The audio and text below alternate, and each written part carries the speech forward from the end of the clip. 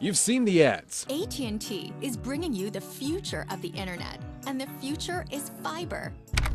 The promise of blazing fast internet at a competitive price. But at what cost? Because to install that fiber, you got to deal with this. Installing a new utility from scratch is a hugely disruptive process. There's no way to get around it. It's an underground race to get people connected, and AT&T and Google are both digging to win.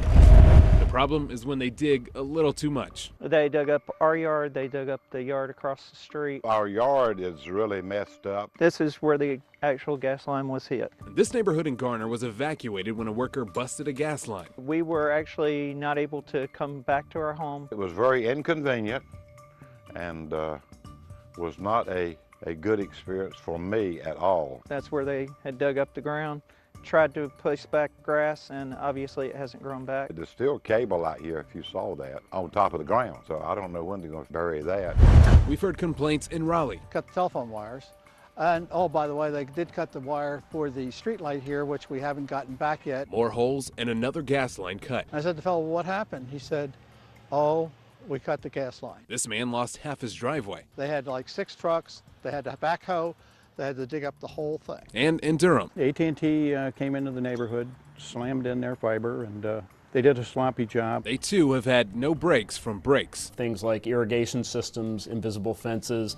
They've hit a lot of water lines in the city that we've had to go out and fix. They've hit gas lines that will really shut down a neighborhood. We've seen sort of all the types of disruption you can think of when a lot of digging is going on.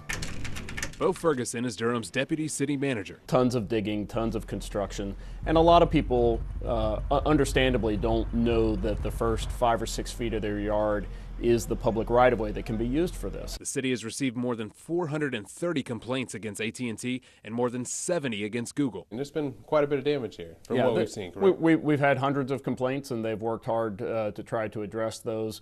We have also had situations where we felt like the damage was egregious, that the damage should not have happened, so the city has had to shut down both contractors working for AT&T and contractors working for Google. And as for costs? Up through August, the city had billed AT&T and Google in excess of $50,000. When a city pays for repairs, they bill the subcontractors who are doing the work. CBS North Carolina Investigates found this company, Bechtel, who has already racked up more than $20,000 in damages in Durham alone. We tried to go to their office in Mooresville to talk about it. An employee stopped us in the parking lot.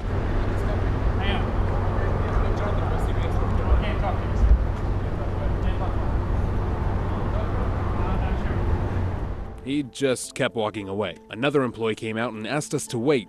After about 15 minutes, the property manager showed up. She said they called her and asked us to leave. We have an obligation to our citizens to make sure that we're holding those companies accountable. Some are happy with how their complaints were handled. The city of Raleigh did a sensational job. They were out here within a day. They said, don't worry about it. We will handle that with AT&T. Others, not so much. It was a big inconvenience. AT&T denied the fact that they had done any damage. We're just not real happy with what's happened. But high-speed connectivity is coming with miles of new fiber optic cable that still needs to be buried. All we know at this point is the permits that we've received, and we expect both AT&T and Google to continue to be active for at least the next year and maybe years to come.